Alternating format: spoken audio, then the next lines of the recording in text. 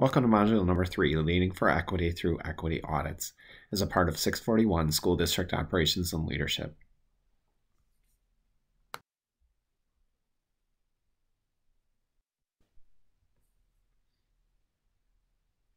So why focus on equity? Why focus on an equity audit? Well, there's many reasons for this, but one of the things that we always want to make sure of is that in the end, every child deserves it.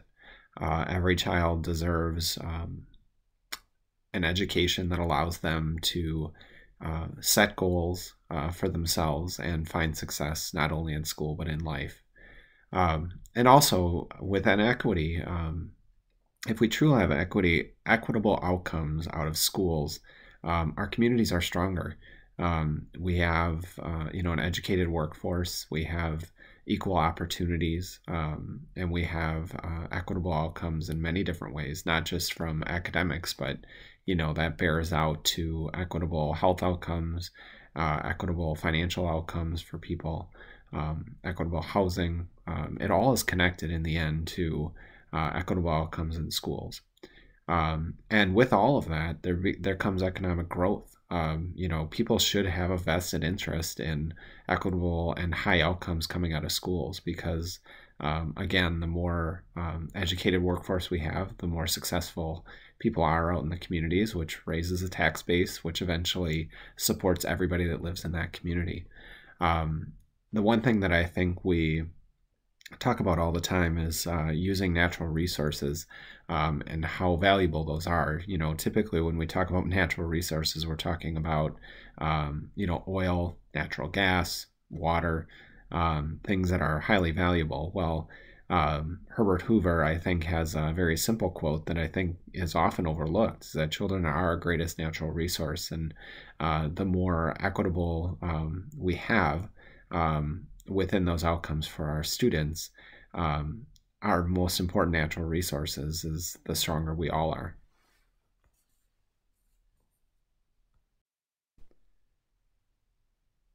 So there's an article that's linked here and also in resources that you can take a look at. It's very simple.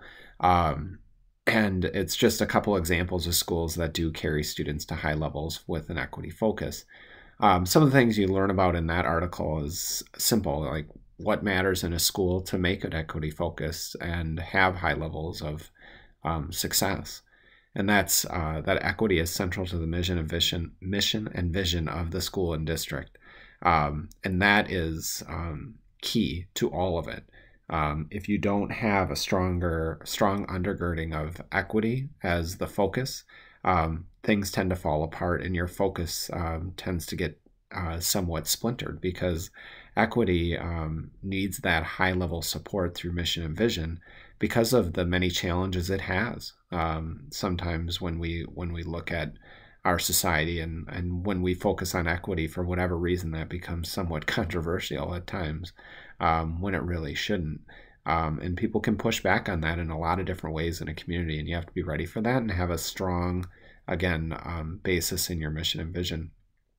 You need to have strong school board support, because that is the group that will both support administrators and your staff, but also will end up supporting you through conversations they have out in the community. And the more that they're equity focused and the more their language is similar to that, the more the community starts buying in.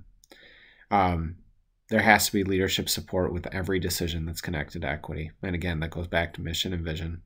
Your professional development is constantly focused on learning and the outcomes that come out of that learning. A lot of the times, professional development might focus on the inputs, which are important, understanding how to instruct best, how to build strong relationships with kids.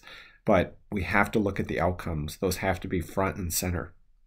Because if we aren't looking at true equitable outcomes, and we think our inputs are good, but our outcomes aren't, then we've got to change the inputs. Equity is central to all hiring practices, so you're constantly bringing people in that have that strong equity focus. Equity is universal among all areas of school, constantly focused on outcomes. And what I mean by that is that every department is really looking at that. So The one I always bring in is like from a financial standpoint is that the business office is looking at your schools, looking at free and reduced lunch counts, looking at demographics of a school and trying to figure out, where best to spend those tight budgets that we have to make sure that we are bringing everyone up to high levels. And sometimes that is some focus on equity through financial support or some other areas within departments. The one thing that I mentioned earlier that I always find interesting with equity is that it can actually become somewhat controversial when you're talking specifically about underserved students or underrepresented students not succeeding at the same levels as everybody else, and knowing that it's something in the system and not their issue, but it's something within the system that can cause a lot of controversy. But the thing that David Bell, he's a theorist back with Brown versus Board Education, actually, is his theory was that Brown versus Board of Education became important because there was interest convergence. And what that means is that, basically the majority of a society will only support the interests of a minority if their interests align. And what that means is that basically if the majority sees the interests of a minority within a society and they have similar interests for whatever reason, then they'll pull together and they'll typically have an interest convergence, and then you'll see the minorities succeed. So what we have to do is try to figure out how to convince everyone that it's important that there's equitable outcomes. So even, the people that are underserved, underrepresented, the interests of having them succeed also is an interest of the majority of people. And if, again, going back to the last slide, if we see that equitable outcomes have strong economic ties and make communities stronger, that's interest convergence, because then everyone sees the value in it. Sometimes it might be a little selfish, but that interest convergence is important to find out why, specifically in this case, equity is so important to everybody, or should be important to everybody.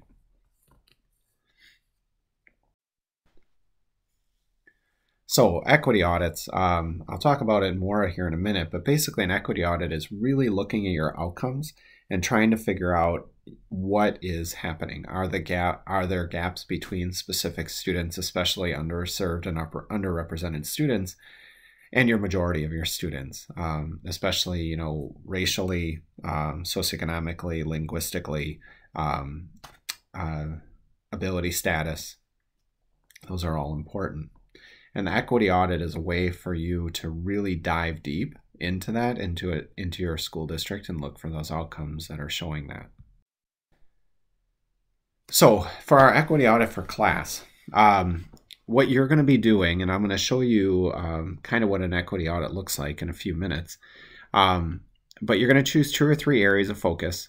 You can look at gender differences, you can look at race, students with disabilities, staff demographics, you can look at English language learners, et cetera, et cetera.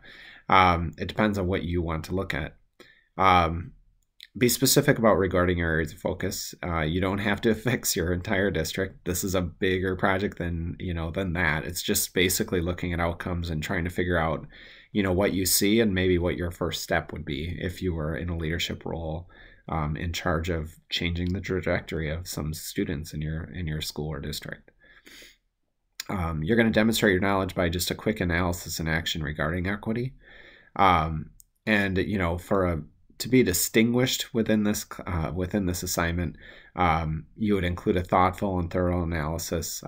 What is the necessary change in your opinion, and then recommendations that pull in kind of different parts of your organization to improve whatever outcome it is that you're seeing that you want to change.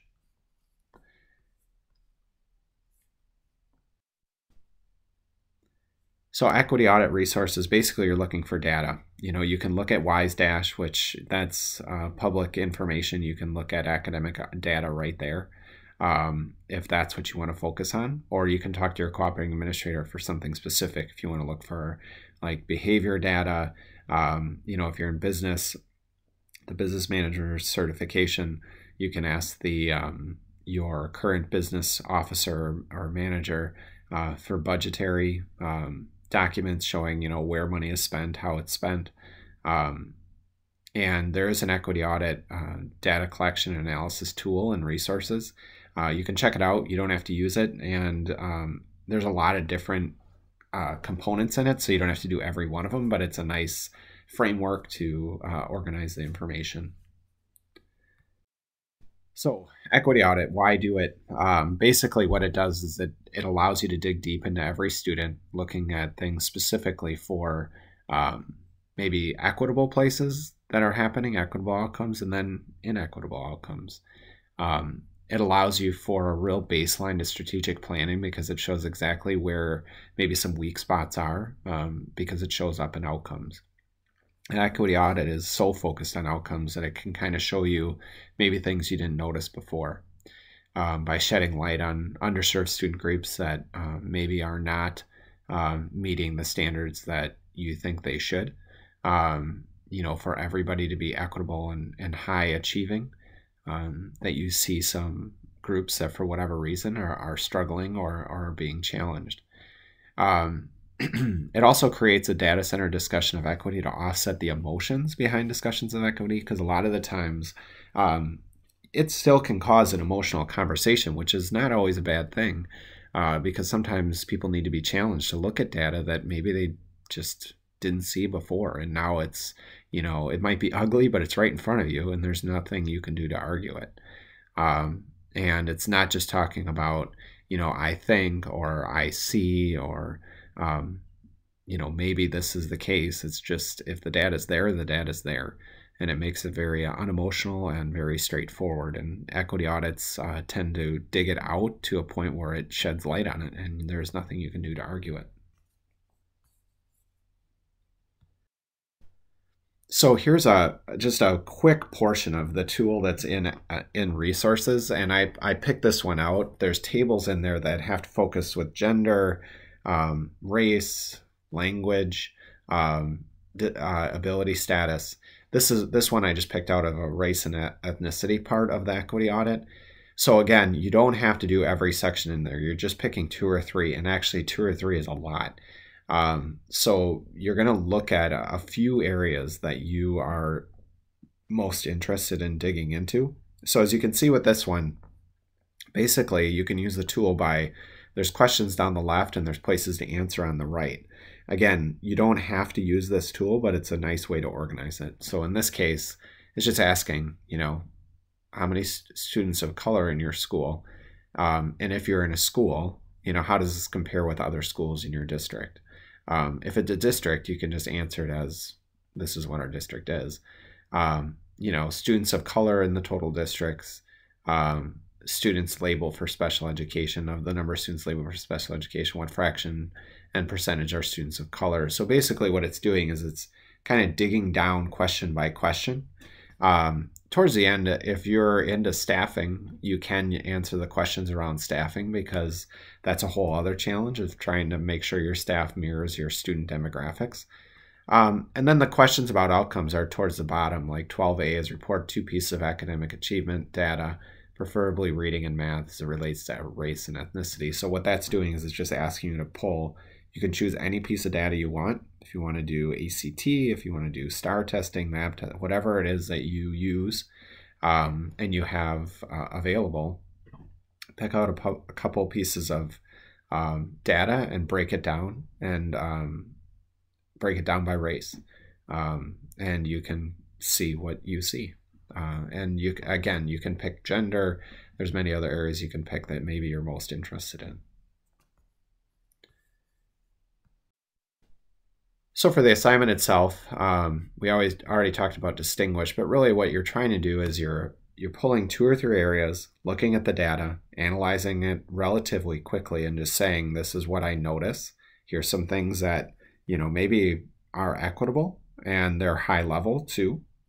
Or maybe you see some major differences that create inequitable outcomes for the group that you're looking at. And then your recommendations, again, you're not trying to fix the whole issue, because it's probably much bigger than just a 3 or 4 page paper. But what you are trying to do is just giving out 1 or 2 ideas about, this is what I would do first to try to dig into this issue and try to change the outcomes and make them more equitable and high level. You've reached the end of this module. I hope you enjoy the work with Equity Audit. Actually, they are really interesting, and so take your time with it, because as you become a school leader, you're going to want to take what you learn from this, and try to figure out how you can use this as you take on a school as a principal, take on a district as superintendent, or look at outcomes from a director of curriculum and instruction standpoint. What can you do with instruction, or director of special education? What students are not being served, and maybe within a special education world, it's your students. So how would you go about working with the staff to make sure that improved? From a business manager standpoint, equity audits are really interesting. You might not be always involved with the academic conversation around what instruction is best, and looking at the assessments themselves, but you can look at those outcomes of students, look at the inequities, and work with their other administrators to try to figure out, is there a way to better support financially those students that need it most? Thanks.